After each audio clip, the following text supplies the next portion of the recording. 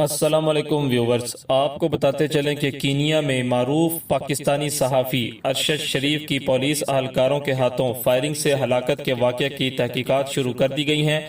Be B C news کی report کے مطابق پولیس کی ابتدائی رپورٹ میں یہ کہا گیا ہے کہ شناخت میں غلط فہمی پر اس گاڑی پر گولیاں چلائی گئیں جس میں ارشد شریف سوار تھے۔ کینیا کی پولیس کی جانب سے اس واقعے کو جو ابتدائی رپورٹ مگدائی پولیس اسٹیشن میں جمع کروائی گئی ہے، اس میں کہا گیا ہے کہ ارشد شریف جس کار میں سفر کر رہے تھے، پولیس نے اسے مسروقہ سمجھا اور جب وہ عارضی رکاوٹوں کے باوجود نہیں رکی تو اس پر فائرنگ کی گئی۔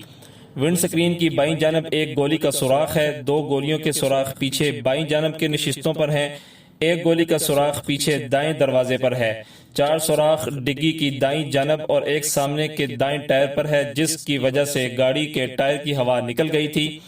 گاڑی پر ٹوٹل 9 گولیاں لگیں، جن میں سے 1 گولی ان کے سر پر لگی، جس کی وجہ سے وہ موقع پر جاں بحق ہو گئے۔